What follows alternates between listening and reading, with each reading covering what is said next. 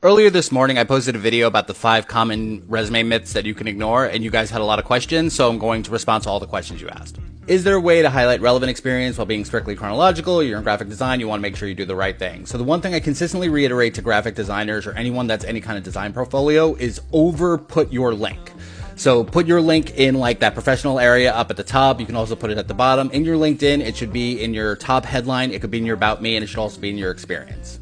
Luckily, most roles within the design family, whether or not it's user design, product design, research design, or graphic design, is relatively similar in standards, so there's not much that you could do that would technically be improper but confuse readers.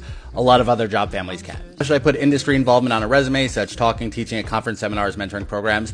I really like what Ali said. I do the same thing. What I'll do is like professional experience, and then between skills, I'll put previous experience or related experience. And that's where I put things that are kind of related to what I do, but don't have a specific sort of dedicated job that I work for, like speaking at a conference, speaking at a podcast, writing articles. What is blacklisting? That's essentially where you do something so heinous that the organization decides it does not want to move forward with you in any capacity. It does not happen very often, but it does happen if certain recruiters, especially at like the big four, will sometimes do this, and fan companies, certain recruiters do this, management consulting companies do this a lot. If you submit a resume that has the job description in 1-point font in white, you are immediately blacklisted because what you're trying to do is unethical.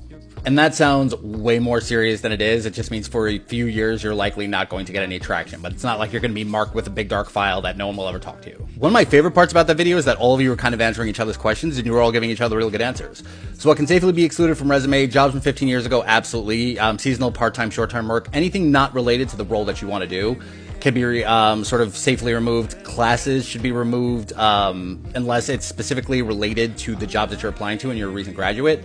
Hobbies and interests should definitely be removed. Volunteer work should be removed unless, again, it's sort of casually related to what it is that you're going through.